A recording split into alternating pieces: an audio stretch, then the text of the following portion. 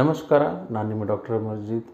ಈ ಚಳಿಗಾಲದಲ್ಲಾಗಲಿ ಅಥವಾ ಮಳೆಗಾಲದಲ್ಲಾಗಲಿ ಯಾರಿಗಾದರೂ ಶೀತ, ನೆಗಡಿ, ಕೆಮ್ಮು ಜೊತೆ ಕಫ, ಹಳದಿ ಬಣ್ಣದಿರ್ಬೋದು, ಹಸಿರು ಬಣ್ಣದಿರ್ಬೋದು, ಉಸಿರುಗಟ್ಟಿದಂತಾಗ್ಬೋದು, ಇದೆಲ್ಲ ಬ್ರಾಂಕೈಟಿಸ್ ಸಿಂಪ್ಟಮ್ಸ್ ಆಗಿರುತ್ತದೆ. ಈ ಬ್ರಾಂಕೈಟಿಸ್ಗೆ ಮೇಂಟೈನಿಂಗ್ ಕಾಸ್ ರಿಮೂವ್ ಮಾಡಿದರೆ ಸಾಕು, ಎಷ್ಟೋ ರಿಲೀಫ್ ಸಿಗುತ್ತದೆ. ಆ ಮೇಂಟೈನಿಂಗ್ ಕಾಸ್ ಏನು ಅಂದರೆ ಧೂಳು ಎಕ್ಸ್ಪೋಸ್ ಆದಾಗ ಮಾಸ್ಕ್ ಬಳಸೋದು ತುಂಬ ಇಂಪಾರ್ಟೆಂಟು. ಅದಲ್ಲದೆ ಕೋಲ್ಡ್ ವೆದರ್ ಇದ್ದಾಗ ಸಾಕ್ಸ್ ಬಳಸೋದು, ಸ್ವೆಟರ್ ಬಳಸೋದು.